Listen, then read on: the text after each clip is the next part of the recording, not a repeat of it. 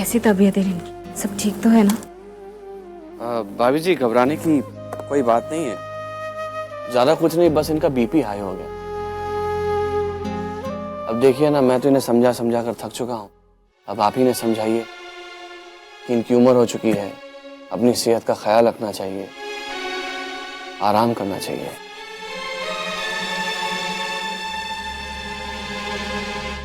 भाभी जी बात क्या है कि जो कुछ हुआ है उसका इन पर काफी गहरा असर पड़ा है, जो ये कहते नहीं है। लेकिन आप जरा एक बात का ख्याल रखिएगा कि अब अगर इन्हें और भी कोई सदमा लगा ना, या इन्हें कोई भी बड़ा स्ट्रेस लिया ना, तो फिर केशु के लिए अच्छा नहीं होगा।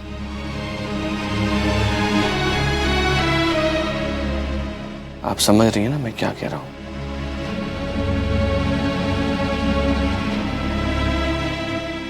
जी। अच्छा मैं चलता हूं, केशु का ख्याल रखिएगा।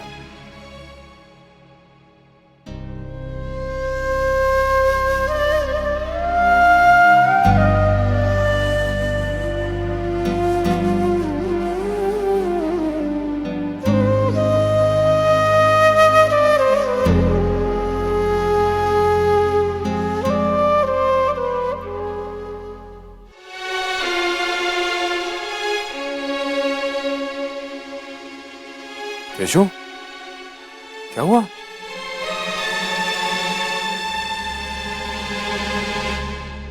डॉक्टर ने कहा है कि दवाइयाँ टाइम पे लेंगे और टेंशन नहीं लेंगे तो बहुत जल्दी ठीक हो जाएंगे। हाँ तो डॉक्टर ने सही तो कहा है, अगर केशु टेंशन लेना बंद कर दे तो सब ठीक हो जाएगा। वकार, वकार को फोन नहीं किया क्या? नहीं, अभी तो उसे कुछ बताया भी नहीं है। अभी उसे कुछ, वो वकार के घर में, इसलिए बताया नहीं उसे।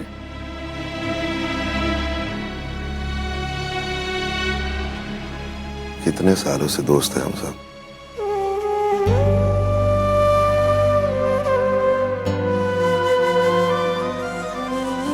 कम से कम झूठ तो मत बोल यार।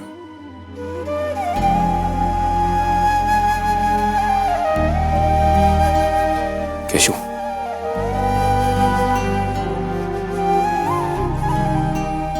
थोड़ा सा वक्त दे वकार को। अभी अभी जवान बेटे को खोने का शोक मना रहे हैं।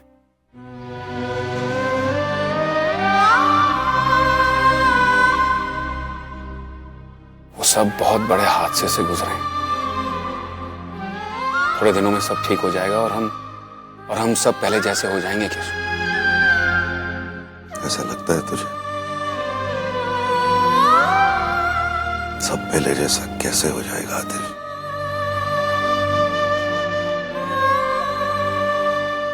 जो उन्होंने खोया है, क्या वो कभी उन्हें वापस मिल सकता है?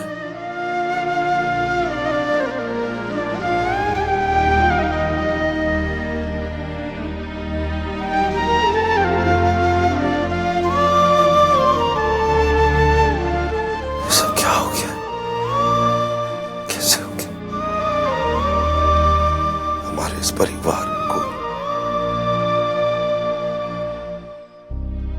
इतना सब कुछ किसने किया? मुझे पता लगाना होगा, मुझे उसको सजा देनी होगी। मैं सच्ची कह रहा हूं आदर्श, मुझे पता लगा होगा, मैं उस इंसान की सजा। केशु आप शांत हो जाइए, डॉक्टर ने मना किया है ना आपको, प्लीज शांत हो जाइए। पता करेंगे, चिंता मत कर, बस तू ठीक जा। अरे पता तो हमें लगना ही था, सच छुपाए नहीं छुपता।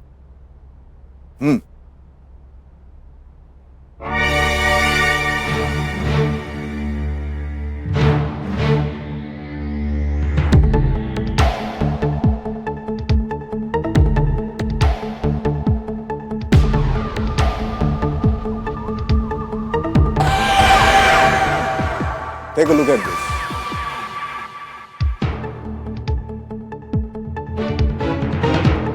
मेरे हिसाब से यह साफ जाहिर है कि शांघवी इंडस्ट्रीज का मैनेजमेंट लेवल इस हादसे में इन्वॉल्व है। क्योंकि फायर डिपार्टमेंट की रिपोर्ट्स के मुताबिक आग लगने की वजह मशीन की खराब सर्किट्स है। इसका मतलब ये होता है कि मैनेजमेंट को पता था कि वर्कर्स की जान को खतरा है, फिर भी उन्होंने इस बात को अनदेखा कर दिया। सर लेकिन वो लोग ऐसा क्यों करेंगे? ये फैक्ट्री जो इतनी पुरानी थी, लॉस में चल रही थी, उसे रीओपन करना, फिर आग में जलकर सब कुछ खत्म होना। तुम्हें क्या लगता है ये महज इत्तेफाक है? सर अगर ये बात सच साबित होती है ना, तो सर मैं खुद इसके खिलाफ रिपोर्ट फाइल करूंगा।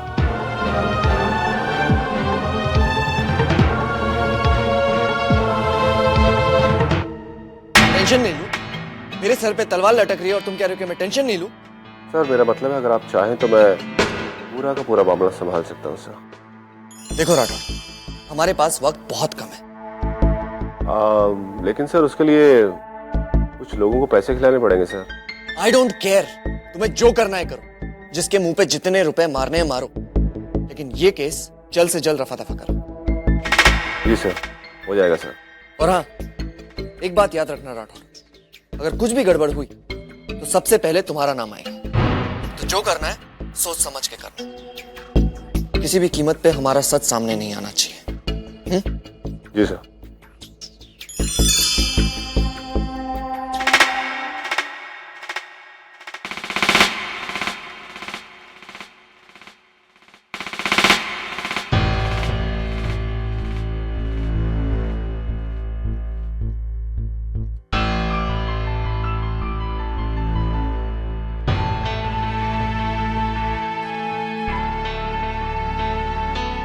इसका मतलब केशु दवाइयां नहीं खा रही।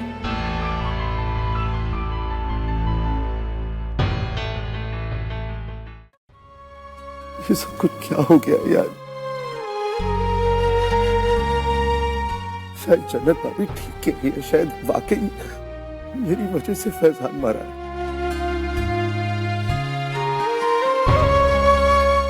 मैंने ही तो कहा था उन दोनों से कि फैजान को वहां भेज दो। वाकई मैं ही उन दोनों का गुनहगार हूं यार। मैं अपने आप को कैसे माफ करूंगा? ऐसी बात नहीं है केशु।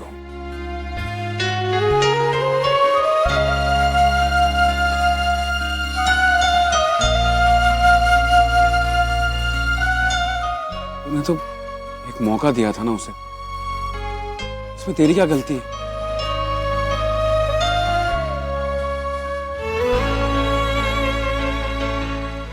जो कुछ भी हुआ है वो किसी के बस में नहीं था उसे रोकना। टेंशन मत ले मेरे दोस्त, इसमें तेरी कोई गलती नहीं है केशव।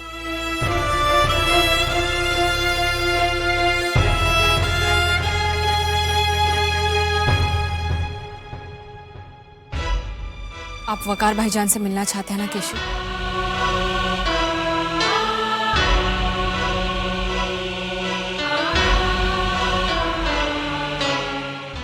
मैं उन्हें यहां लेकर आती। भाभी पर नहीं,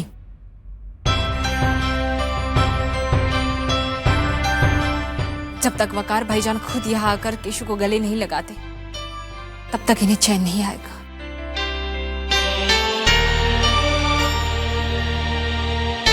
मैं उन्हें खुद लेकर आऊंगी।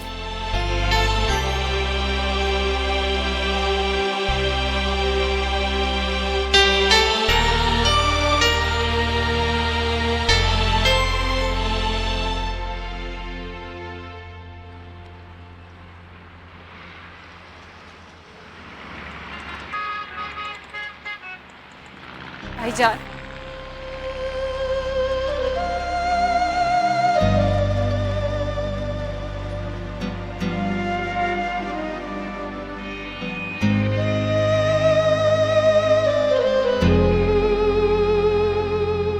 भाभीजान,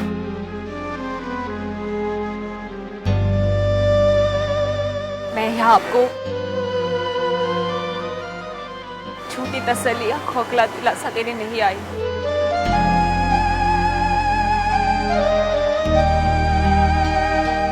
इस वक्त आपके दिल पर क्या गुजर रहा है मैं शायद अंदाजा भी नहीं लगा सकती। हाँ, लेकिन इतना जरूर जानती हूँ कि केशु के दिल पर क्या गुजर रही है। आपकी अमानत को ठीक से संभाल नहीं पाए। हम सब उन्हें समझाने की कोशिश कर रहे, लेकिन वो किसी की बात नहीं मानी, यहाँ तक कि डॉक्टर भी।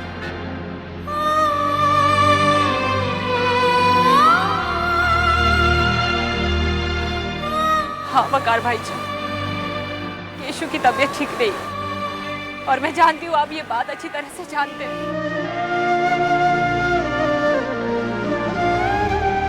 केशु मन ही मन में खुद को कोस रहे। आपका वहां ना होना उन्हें इस बात का एहसास दिला रहे कि वो गुनहगार है। अब तो हद हो गई है, उन्होंने दवाई खाने से मना कर दिया। क्या कह रही हो भाभी जान? मैं आपके आगे हाथ जोड़ती हूँ, आप उन्हें माफ कर दीजिए, क्योंकि अगर ऐसा ही चलता रहा तो केशु की तबीयत और खराब हो जाएगी। वो जी नहीं पाएंगे।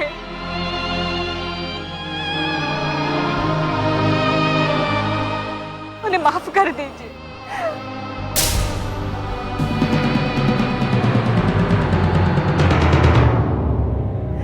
आप जानते हैं कि उन्होंने कुछ नहीं किया, ये सच।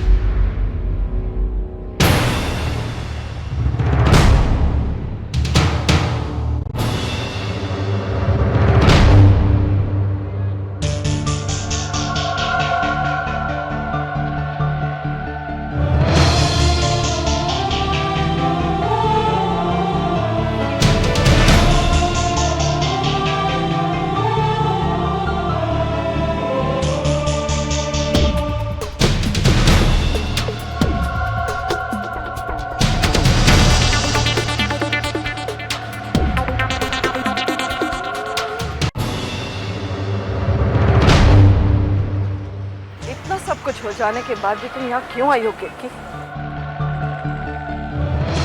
हमारा तुम्हारा कोई रिश्ता नहीं है केतकी। हमारे पास खोने के लिए और कुछ नहीं है। इसके पहले कि हम कुछ और कहें ना, चली जाओ तुम यहाँ से, जाओ।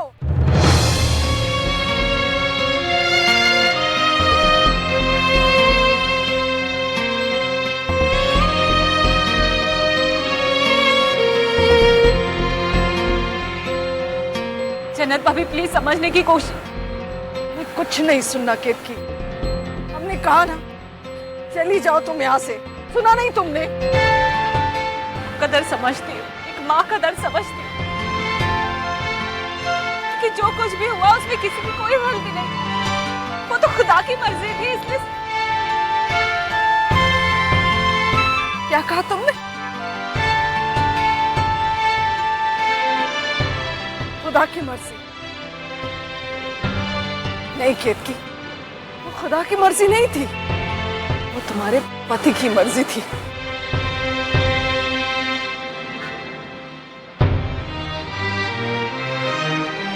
बहुत शौक था उन्हें भगवान बनने का, दूसरों की जिंदगियों का फैसला करने का। कर दिया ना उन्होंने हमारे बेटे की जिंदगी का फैसला। हमारे बेटे की जिंदगी का फैसला करने के लिए कहा किसने था उन्हें?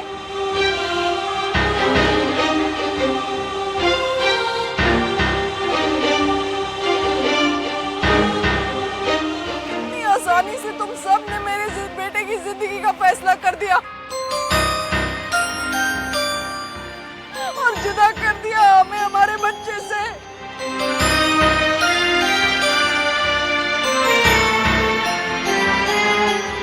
तुम्हारा अपना बेटा तो तुम्हारे पास है ना? आज दामन किसका सुना हुआ है केतकी, तुम्हारा या हमारा? आज खून के आंसू कौन रो रहा है, तुम या हम? सिर्फ हम केतकी, सिर्फ हम। मैंने कभी नहीं सोचा था जन्नत बाबू कि एक दिन आप मुझसे सारी बातें कहेंगे। केतकी, सोचा तो हमने भी नहीं था। क्या करें, शायद ऊपर वाले को यही मंजूर। क्या तो हो गया सो हो गया। अब जब तुम्हारा और हमारा कोई रिश्ता ही नहीं, कोई दोस्ती ही नहीं है तो अजनबियों का यहाँ क्या काम? चली जाओ यहाँ से।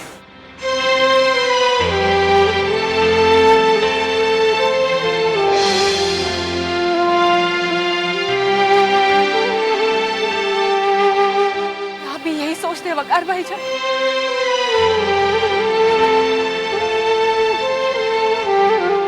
आप मुझे बहन मानते हैं ना? क्या इस नाते भी आप वहां पर नहीं आएंगे?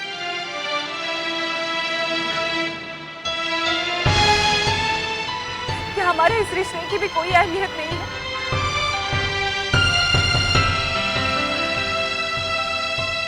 बताइए, मुझे जवाब दीजिए।